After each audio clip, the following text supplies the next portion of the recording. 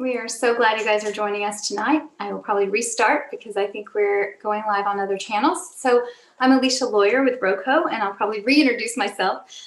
We are in our 18th season, and I'm thrilled to invite you to talk about one of our first commissions that we'll be presenting next week, and we'll be live streaming it to the world. But our season this year is called Grateful, and this is our season brochure, Grateful. And I think we just feel grateful for being able to be back in person and connecting with everyone through our language of music. The way we do that, though, which is exciting to me, is we do it often through living composers who write music for our time. And we are on the mission of finding the Bachs and Beethovens of our time through the work that we do with our living composers and our performances. So thank you for joining us. So we open our season next Friday night at Miller Outdoor Theater at 8 o'clock, and then also the next night at 5 o'clock Central at St. John the Divine, which is our acoustic home and why the orchestra was founded. We have done 127 world premieres, and that's the third largest commissioning group in the US. But we also do tradition with a twist. That is our new tagline, tradition with a twist, and that is what we are. We are happy to do the classics and happy to bring to you all the new things. And you know what? You're actually okay if you don't like something that we play. You're allowed to not like it. You're also allowed to love it. And you're also allowed to love the people that are a part of it, which is really the key of who and what we are. I am thrilled to have the conversation tonight with our composer and also our soloist for next week. So Mak Grgic is our soloist for guitar, and also Michael Abels is our composer who is going to be writing this gorgeous piece for us, or who has written it, thank goodness, because it's next week. I hope it's done. And we look forward to talking to both of them. I would love, if possible, to bring them both on screen and just to have a conversation about this piece that we're going to play and kind of delve straight into it. Hello, Michael. Hello, Mak. Hey, great to see you, Alecia. You too. Thanks. Well, and just so you know, before we start with this, this concert has a huge eclectic feel to it, which is wonderful. And you can either call my programming eclectic or you can call it schizophrenic. It is your choice. But the one thing that we're doing besides this that is also a newer piece is the Juan Pablo Contreras's work. It's Mariachitlan, and it's based on mariachi music. We're also having a mariachi band play right before it. And then we're playing a Vietnamese ballad.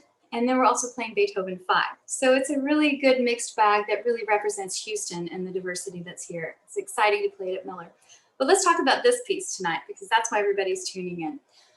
How did we all come to be connected, which is always my favorite story. So I got a hold of Mak's manager, whom I've known forever, and we talked about doing a guitar concerto. And I talked to Mak and I said, hey, what are some composers you'd like to work with? And Mak, what did you say? Well, you know, at the time I was living in Los Angeles, it's been around for 10 years, you know, I said, well, such a big part of the culture of where I'm at currently, you know, is Hollywood and Hollywood music industry, you know. So then the question was how to reach out and how to find the best pairing, you know. And it was just so the case that at USC over there, where I had graduated before, there was a teacher, Tim Grieving, who kind of had an eye for everything that Hollywood music, so to speak, and reached out to Tim and spoke about what we were trying to do, and he proposed a couple of names, but said, I have one perfect fit, fingers crossed it works out. And that's how we then got connected with Michael. And, lucky for us, it truly was a fit. And that's sort of the story. And the rest is history. I mean, the way the concerto kind of took shape and all that is a story in its own right. But that's how it all started. And that's brilliant, because that's my favorite thing, is just finding the connection and connecting human to human, which our field misses a lot, is the human first connection. And just doing that. And then Michael and I tried to get in touch with each other. It took a long time, but thank goodness for Zoom. But I do remember Zooming with you in some sort of a Hobby Lobby parking lot. I was able to really connect with you, which was exciting to get a hold of you. And of course, you have had all these awards with an Emmy nomination for the scores for Get Out, Us, and Nope. And we are thrilled that you're also such versed in the concert repertoire as well. So I would love to say, what did you think when I first connected with you? Well, I thought it was a great idea. I mean, I love the guitar, and the guitar with orchestra is a very unique genre that hasn't been exploited as much as it could be, I think. So it was something that was kind of on my list of, oh, I'd like to write a guitar concerto someday. And so you were basically offering to me to check something off my bucket list. I'm like, absolutely. And then I heard some of Mak's playing, and if I wasn't on board before, I was certainly on board after that. So that's what I thought. And I also thought, what is she doing in the car? I had no idea you were in Hobby Lobby. That's a whole different part of the story. But anyway. Very different, very different. Well, and I also love, I mean, we've done the 127 world premieres, and everyone has their own way of their genus and their genius and how to create pieces, right? Everyone I talk to that's a composer has their own way of doing it. And I know we're getting into nitty-gritties a little bit early, but the idea that I remember what you said in that first conversation, because instead of me saying, okay, because I usually say carte blanche, what are you thinking? What's your passion? What do you want to do? You said, I don't do it in steps like that. I do it when it all comes to me at once. Can you talk just briefly about that? Because that's very different from a lot of composers I've spoken with before. Interesting. So it's so interesting to hear my own words and what people remember that I've said. And I'm like, really? And I said, no, I think I did say that. I think what I probably said was that I know I have a good idea when there's a, so I believe that music is storytelling, even music that's in a form that like concerto, which is an old fashioned form. I still believe that that music takes us on a journey over time, and it asks the audience to go on a journey that the composer and performers are creating for them. But it's up to the audience to decide exactly what the nature of that journey is, if it's metaphorical or if it's very specific or something. Anyway, so I need to know what I think that journey is.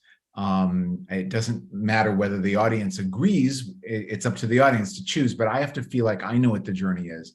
And to do that, I usually use something extra musical, meaning outside of notes themselves. It's not, well, I hear C comes after A, comes after D flat.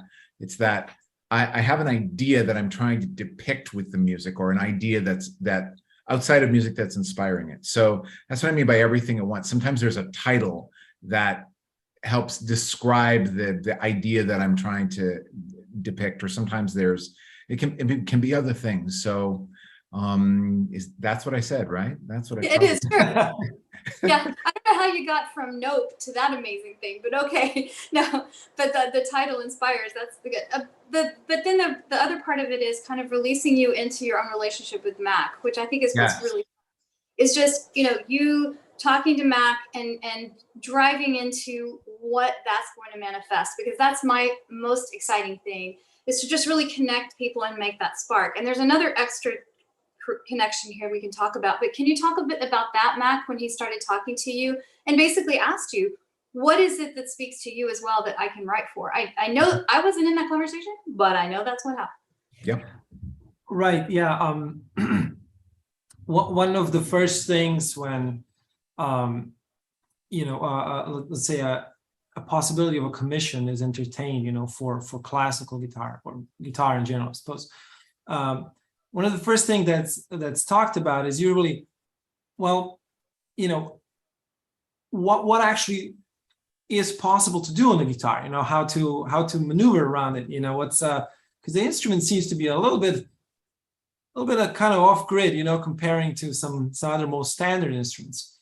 But rather than that, Michael and I kind of connected over sort of a little bit of our attempt to see beauty in a troubled environment. Michael, you and I started talking pretty much when the Black Lives Matter movement started, and there was a lot of turbulence, and for me as a foreigner, coming from Europe, moving to the States, this was something very shocking. This was something very sort of very there, and it reminded me a lot of the tensions that were happening during the war and post-war in the Balkan environment. when the former Yugoslavia was falling apart, and I remember those tensions, and those are not pleasant tensions, it really kind of that whole part, which is still ongoing, it kind of reminded me of that, and man, the idea that we're able to do something that essentially elevates us above that, kind of brings joy when in times of great distress, was something that I believe we connected over quite well. And we discussed where we both come from to a degree, of course, and then I do remember Michael being quite intrigued by the music of the Balkans. Music of the Balkans has a certain feel. There's grooves that are slightly different than what traditional Western music sees. There's grooves that support odd meters. For example, if in rock and pop we have a 1, 2, 3, 4, and then we're maybe used to waltzes, and the elaborations on that. In Balkan music, we see the 5, 8 meters, 1, 2, 1, 2, 3, 1, 2, 1, 2, 3, 7 meters, 11 meters, 9 meters, etc. That in addition to the way we treat scales and all other cool stuff. So I think the story, the times in which we connected, and then the nature of the music of my area where I come from, I think those two things kind of combine into what ended up essentially the concerto. But there was another thing that then sparked some more interest, and I'm sure that will be discussed in depth as well as we move on in the conversation. Right, I think so, because what did you want to say, Michael? No, I'm enjoying remembering that conversation and hearing Mak describe it, and then what was the next step for you? I mean, what was the next step when you heard what he was talking about? You guys had this conversation, because I do remember getting the text from you of your inspiration and where it was headed. Well, I think the next step was we talked about, I knew that I wanted to have it be a piece about the fact that we're always fighting with the people that we have the most in common with. I remember. That's a thing the world over. And, part of it is just simple proximity prior to air travel. The only people that you could get into a war with were the people next door. But when you look at it globally or from any distance, it's if you see the two peoples, or who have a history of fighting for thousands of years, always from a distance are the people who seem the most similar to people from the other side of the world. So that's a consistent irony, and I remember thinking about that and hearing about, from Mak's perspective, the war in the Balkans, which I remembered from when I was younger, but it was a world away and not something that I could really get a firsthand experience of. But then Mak mentioned to me there was an exhibit up at a local museum that actually had a connection to him or to people that he knew, and so he invited me to the exhibit, and that was really where. I can talk specifically about that, but I'd like Mak to talk about the exhibit and what it is and why it spoke to him. Right. So the exhibit is called Sahara, and essentially it depicts a very positive artistic, social artistic movement in the times of the distress, seeing refugees moving from the area of Bosnia, through Europe and maybe, elsewhere. There's a family that my family is very close to, and that's the Grgic family, who basically fled Sarajevo and went to Denmark, got settled there for a little bit, and they were positioned in this area basically full of sand. Hence the name Sahara, and they were placed in tents. no name tags, just numbers, Red Cross labels. Basically, the dad, Sept, was, trying to make the best out of the situation. And he was an acclaimed artist, graphic artist, even before that. So he started designing, school books, and he started organizing events, having people perform and socialize, and, Santa came in and all that stuff. And suddenly that became a much more pleasurable environment to live in. And that sort of took wings a little bit, so that the national TV started following their activities, and it became this total thing, So then the Grgic family ultimately relocated to Chicago, but that whole thing, what happened there, all those memories, and then Amir is Sept's son, then going back and kind of getting a second perspective, gave birth to this exhibit, and basically what this exhibit is sort of a showcase, a staple of how beauty, possibly through art, can endure even the most difficult circumstances, so how it's very tricky.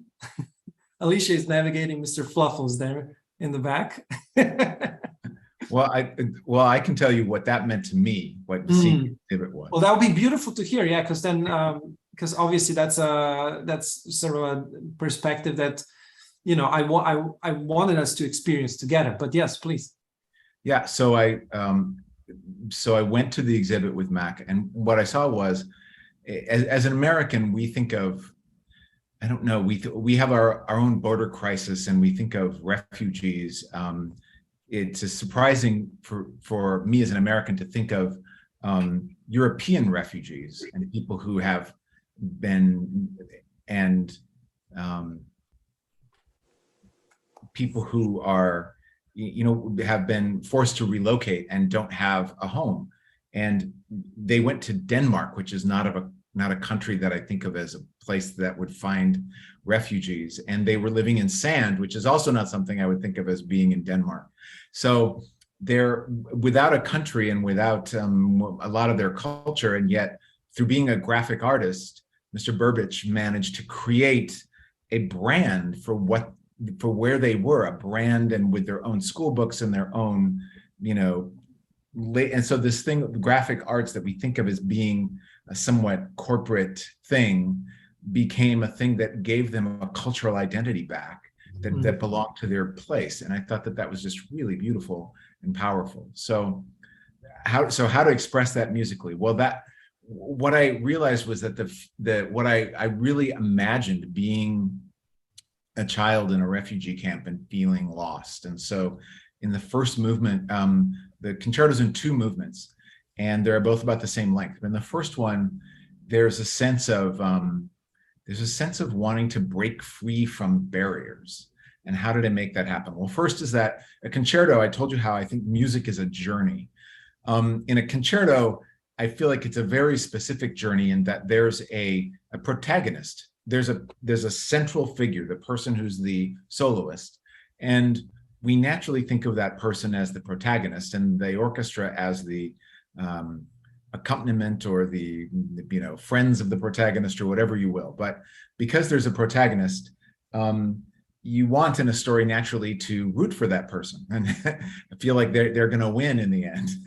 It may not be a battle, but nonetheless, your journey through the experience goes along with the protagonist. So I sort of imagined that the guitar was the confined person, or the confined spirit, and in this first movement, the confined spirit is trying to break free from boundaries, but the orchestra provides these sort of boundaries that the confined spirit has to negotiate around.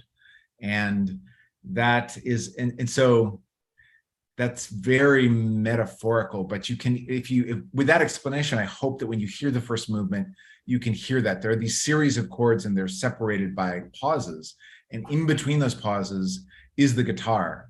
And so you can really sense that in there. To me, the long notes in the orchestra separated by pauses kind of represent bars, like a cell. And so through those bars, you can see the free young spirit trying to break free of this confining energy. So that's what happens in the first movement. And then in the second movement, Mak also talked about the music of the Balkan music, which Balkan music is amazing. And if you've not heard any, you should just play some.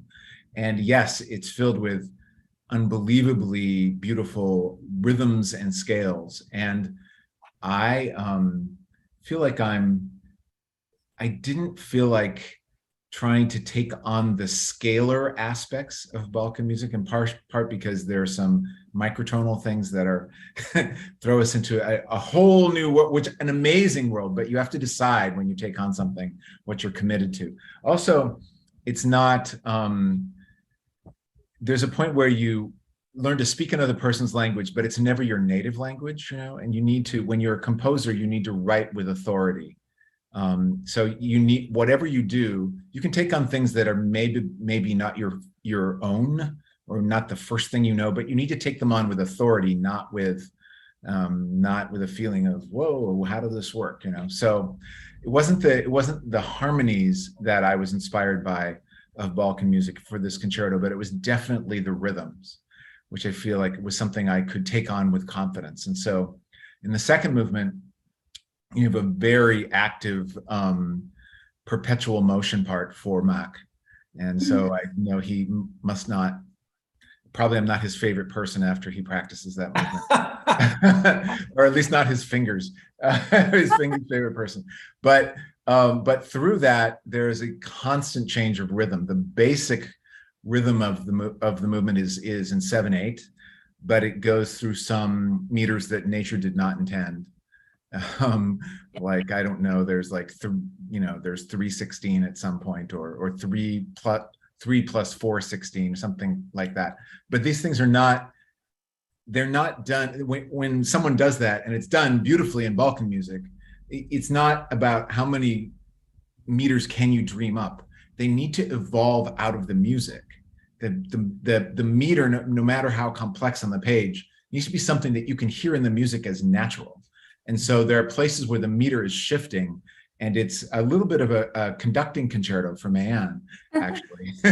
But I think all those meters are set up by the music. And so as a result, it occurs to you as being very rhythmically fresh, but not as complicated as it looks when you look at it on the page. When you hear it, it just feels like music that's very rhythmic and inviting to the ear, I hope.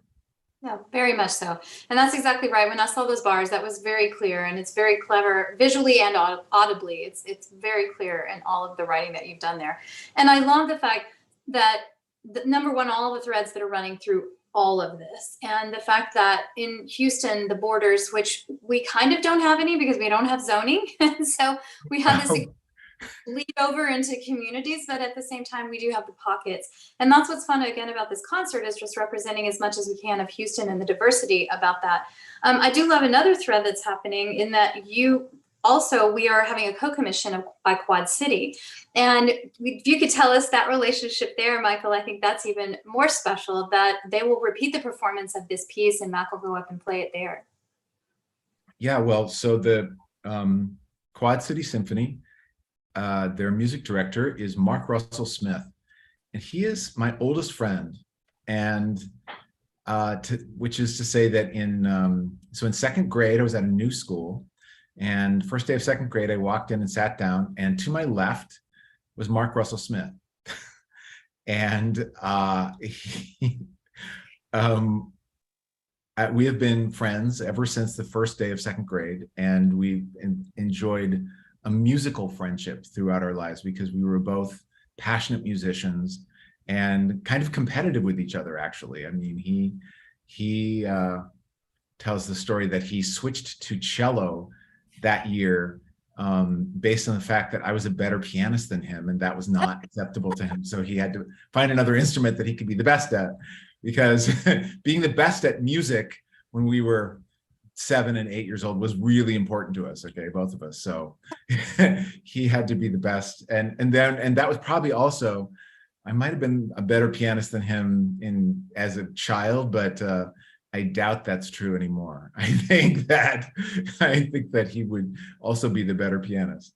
But you can imagine just all the stages of life growing up that we have enjoyed, discovering different styles of music and musical abilities and instruments and ideas. And even though we went to different colleges and we've had different lives, but we have this shared history of love of music that he's one of those people who, when I call him up, it's just like no time has passed, and we can enjoy that friendship. So his orchestra and the Quad City, I was excited to be a co-commissioner of this piece, and I'm looking forward to being able to hear it more than once now in a different location.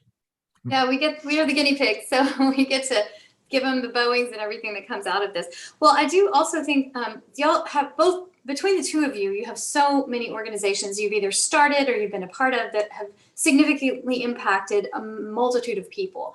And I'm referencing the Composer Diversity Collective, Michael, that you are a part of, that is really giving voice to underserved people that want to be present in impactful ways, just like the Diversity Project and the African diaspora and all of that. I think that's really amazing. Could you talk a little bit about that Composer Diversity Project? Well, thank you. Yeah, so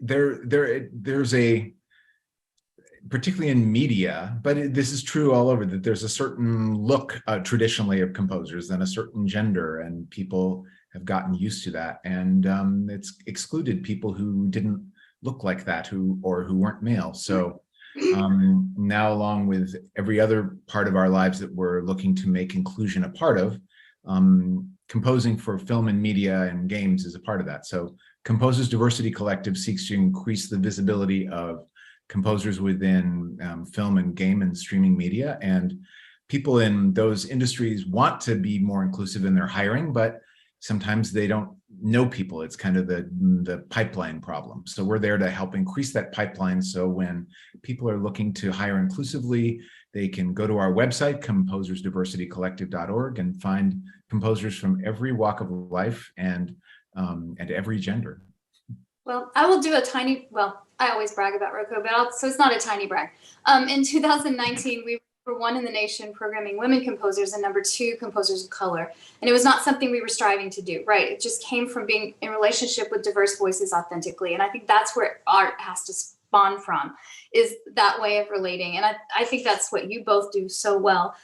We are deeply involved in Sphinx, just like you, and that's just so impactful and important. One of the initiatives they've done, which I love, is Weston Sprott had initiated that idea of having composers of color write etudes for children, so that even at the earliest stages, kids are reading and learning their instrument using the music of composers of color. It's just so impactful, and we're definitely trying to be a part of that for sure.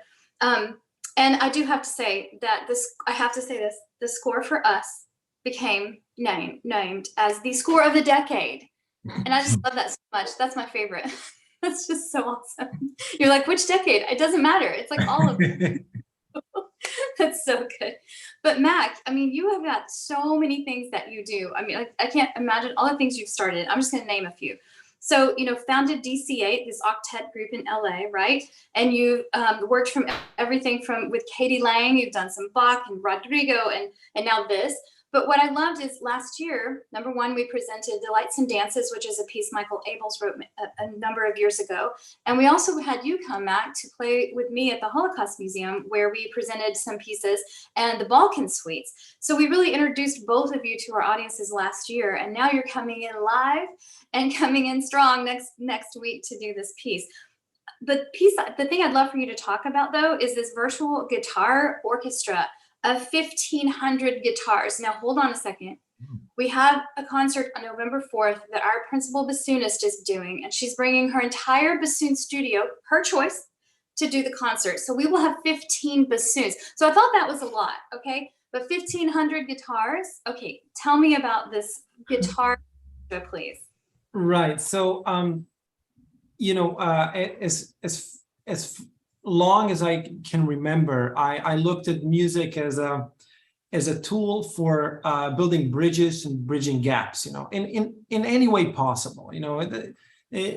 If that meant, crafting a program that supports that, or working in institutions that support that, or commissioning that supports that, or creating organizations. So Virtual Guitar Workshop was one of such attempts. Basically, even before the pandemic, I sat down with the famous guitarist composer Sergio Assad, who people may know as a part of the maybe equally or more famous guitar duo, the Assad brothers. He is also the father of Clarice Assad, who is now really becoming a prominent, probably already is, but more and more so as a composer. We're commissioning her too. Fantastic. There you go. So we sat down and I said, well, there's so many guitarists around the world. There's so many guitar lovers around the world who simply cannot afford to travel. They cannot be where their maestros are. They cannot learn. They cannot be inspired. They just kind of watch, from afar. So why don't we create a platform that simply supports that, and I told Sergio, well, it would be great if we could commission you for the occasion. As who better, right? I mean, so then the pandemic happened a couple months later, and we talked on the phone. He said, "This is the perfect time right now. Let's do it." And so we made up the infrastructure, and suddenly the project became alive, and we did one, and became a huge success, guitarists from all around the world. I mean, truly, and then we did another one, and we tapped into fingerstyle, and we tapped into flamenco, and then it just so happened that the music teacher associations, each and every state in the US was really troubled by the time, and had a lot of problems facilitating the feel of an ensemble, So that, plus the fact that we got recognized by the Library of Congress for social and cultural impact at the time, kind of facilitated for a collaboration with the Augustine Foundation. Augustine Foundation is a foundation from the New York City that supports education in all sorts of fashions through guitar. So we paired up, and we started working with, at first, about 11 different states and their respective music education associations. And to date, maybe 23, 24. So that's a huge number of states in the US, and it's been so great to see what happens on guitar, in all walks of life, all around the US. I had no idea. Now I kind of do, and it was such a treat to be able to create a tool that then people latched on to, got excited by, gave us the ability to commission some cool folks to write stuff. In fact, we commissioned Joanna McDonald, who is a student of composition in Houston at Rice. Yeah, young composer. So yeah, I mean, it's all sorts of projects spun out of that, and I've always been happy to see how, of course, music and then my instrument, which is the guitar, can kind of like connect the dots, and I surely hope that I'll be able to do more stuff, as we move on, and create organizations, create projects that support, diversity, inclusion, and all sorts of other cool socially aware things. Well, I love you said connect the dots again. It's connection. I mean, it's my drug, connection, and it's the way we all do the best that we can when we are, again, human first. And Mayanne, I remember she did actually conduct the premiere of your Delights and Dances, and I know she's on chat here with us too, and she's going to be here next week with us. So shout out to Mayanne Chen, our artistic partner for ROCO. Yeah. going to be fun to have her here. I know we have a couple of technical questions about writing for guitar from both of you, and then just a little bit of a closer, and anything that you guys want to ask. I'm kind of monitoring questions as well. So one question for you, Michael, is I know we talked specifically about the instrumentation and that I wanted it for the full orchestra so that we all can participate in this commission, but that provided some challenges for guitar because of the sound. And I know we're going to slightly amplify. Don't worry, we're not going to fully mic you. I know what that's like as an oboist, but tell me a little bit about how you managed that in relationship to the balance of the guitar. Yeah, so another thing about a concerto, just in general with any instrument, is the managing of dynamics. You know, all orchestral, all concert music is usually done without miking, and that's not because anyone is, it's because the balances are actually built into the music. The music is written and designed to work without amplification. So, and whenever you're writing a concerto, and orchestral players will tell you that when it's a concerto, when it says forte in the score, it doesn't really mean forte. It means it's forte for a concerto, which means maybe mezzo forte or mezzo piano, depending on the instrument and the context. Anyway, so the guitar, the classical guitar, is one of the softer instruments in terms of its volume range. So good writing for classical guitar respects that and supports that rather than works against it. So it's a difficult choice to say, I'm going to write a guitar concerto and I'm going to have triple woodwinds and a giant brass section and, you know, a huge, because you'll want to write things for those people to do, and your textures for guitar need to be on the clearer side. They need to be clearer so the guitar can come through. So that's something that I was always thinking about. And actually, when I came up with this idea of, you know, the sonic bars with the spaces between them, if you look at that idea, it has this goes back to when I was telling you that I like to come up with the whole idea at once. That was an idea where I thought, aha, because not only does that represent what the story that I'm trying to tell, but it also sets up a way in which the guitar can be heard. There are literal silences as part of the score where the guitar is the only instrument, and that feels correct both in the story and in the logistical need of supporting the guitar being heard through the texture of the orchestra. Absolutely, the timbre of that makes complete sense. And I know with Mak too that you're really, you don't want to struggle, right, Mak, when you're playing, and you want to play the phrase, you want to play the color that you want to play, but sometimes when you're playing a concerto, some of that does get sacrificed. And so we will balance what you need to balance so that you feel like you can express yourself, right? I mean, can you talk about that? I'm sure, and you've had that experience with other concerti where you've had to ask them just to back off, right? Well, thank you very much. I really appreciate that. Well, let me preface this with an anecdote. I won't say where it happened, but I just think it's so funny, you know, just how odd of a pairing sometimes classical guitar with an orchestra is. So I was called to play the famous Concerto de Aranjuez by Joaquin Rodrigo, the famous one, pretty much people know. The first rehearsal was without an amplification, you know, and it's not easy.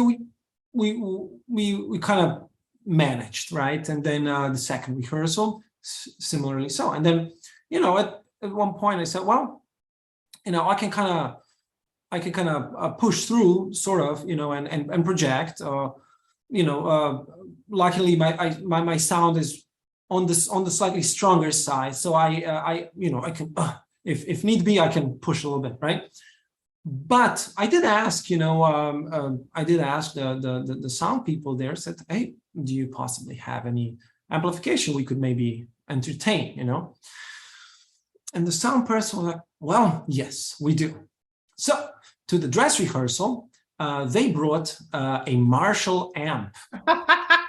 And for those who don't know, a Marshall amp works beautifully, but for sure not for the classical guitar. It's for electric guitar, you know.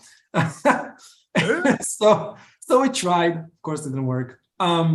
So we managed to kind of scrape by. I found some an acoustic amp, and eventually a small one, little just for color, and it worked out beautifully, and it was great. But that shows a little bit how tricky sometimes it is, you know, and it's and the fact that this is even happening. To be perfectly honest, it's a little bit of a dream come true. It doesn't happen almost at all, you know, especially not on this level, you know. And then the fact that Michael took this into consideration, and you know, like, hey, the guitar is this kind of an instrument. Let's do the best to support it and not fight against it. Is, you know, is a great sign that that this is bound to be a success, you know, because it's most of the concertos are actually quite tough to play, you know, specifically for this reason. And unfortunately, Concerto and Request may be one of them. Second movement is more as said and more as a dialogue, and then the third movement maybe more so. Well, but the first movement sometimes tough to play with a full orchestra in the back, you know. So that's a great thing to note, that you know, a great concerto, a great performance is, you know, truly is a dialogue. You know, it's here's an instrumentalist, and here's the orchestra, and then conductor tying it all together. And that actually, I'm not sure if you ever watched the performance. I believe it's the Brahms piano concerto by Bernstein conducting and Glenn Gould performing, where Bernstein has this speech, you know, at the beginning saying, it's often a question who's more important in a concerto setting, you know? Is it the conductor? Is it the soloist? Well, in this case, Mr. Gould here presents a very strong case for how he's interpreting. So we'll do it like Mr. Gould says. And I found that so funny, you know, and their pairing is like, you know, such a great pairing, the two of them, you know, and there's lots of videos online, of course, to support that. You're gonna get that from, you'll get that from Mayan, don't worry. So in any case, yeah, I mean, it's such a pleasure that this was all taken into consideration. And I mean, I can't wait to hear and experience how it feels live. Yeah, me too. And Mayan asked a couple of questions online. She asked if like, what was my first reaction when I saw the score? I was like, what's all this guitar stuff about right now? I'm just kidding. I'm kidding. Where's the oboe solo? No. It's going to be really exciting to do this, and I do look forward to doing this with you guys so much. And Mayan also wanted to know what. I mean, we kind of all know, because we've done so many world premieres, hearing the MP3s versus live. What are your cringiest moments that you feel happen in an MP3, Michael, versus the actual, you know, what do you hear in your head that you know is happening live that the MP3 just cringes for you? Well, the difference is that the actual single biggest difference that I think a composer needs to keep in mind is that there's something about the difference of tempo that is needed. There's a needed difference, and that is that live music takes a little longer than the computer's version of it. Right. And there's lots of logical reasons you can imagine. You know, air through instruments. There's the breath and the sustain and things that computers can't do. Those allow, it's not that players can't play it as fast as the machine. It's that right. When you have the life in it, there is no need to play it as quickly, because a sustained note, which in a sample might just lay there, is alive when there's a person behind it, either bowing it or blowing through it or something. So I always know that that whatever the tempo is that the machine plays it at, the ultimate live performance will be about 5 to 10% slower. Right, just about 8% slower. You can almost set your watch to it. Well, that's really said that. Yeah. It needs to, it'll be a little slower. And also there's rubatos that, especially with a soloist, there's, I mark a section rubato, but the machine doesn't play it with the rubato that Mak will play it with. And there'll be moments he'll want to take his time, and that will make it 3,000% better than the machine can do. And then there's all sorts of little small things like dynamics are, if you mark in MIDI, if you mark the flute fortissimo in its low register, it'll be the loudest thing you hear. In real life, that will never happen. Right. And you have to know from experience which things are real and which things are not. And so it's a huge tool that we're lucky to have. And you also have to know when it's not correct. Well, I'm glad you said that, because I do say that just privately to everyone, that when you see this, mark down the fast tempos all the time from MP3s. Just click it down a few notches every time. That's absolutely true. And I will say that leads us to technology. And so just to close a few things, ROCO uses technology often, and it sometimes does have those limitations that you can't have for personal relationships. We have an app that we ask you to use at ROCO Houston on everything you can search for, because we actually communicate to the audience through it with one piece. One of our percussionists writes funny commentary that is delivered to your phone while you're listening to mostly the classics like Beethoven 5. You'll get some funny commentary by Matt McClung. It's called the Matt's Musings. And then we really love to have the live streams, right? And so all of these things, and the latency, like you were talking about with the virtual guitar, trying to work through the pandemic with latency issues, playing together. I looked at Jack Tripp and all the other ways that people are trying to play together, but not together. And I think that's, technology can only take us so far. And I think, I'm ready for the thing in my arm and the chip. Let's go, I'm ready. But I do love the fact that this is human, and y'all are coming in person next week. And so I do want to thank you for being here, and I'm going to announce about the concert coming up. So our concert is next Friday night at 8 o'clock at Miller, and it is free to the Houston community. And please come out, because it's going to be a beautiful night. I've already looked at the weather. Every time we played at Miller, it has been pouring down rain, and it will not this next week. And on Saturday, it's at 5 o'clock at St. John the Divine across from Lamar High School on Westheimer. And it'll be over by 7, so you can make some reservations for dinner if you would like to go out after that. That is what we do. We are a part of your life and a part of your evening, and hopefully a part of your conversation and your heart as well. Thank you guys so much for being here. Mayanne, we will see you next week, and Scott and all the rest of the orchestra flying in. Thank you guys for coming tonight. Really appreciate it. Thanks for having us.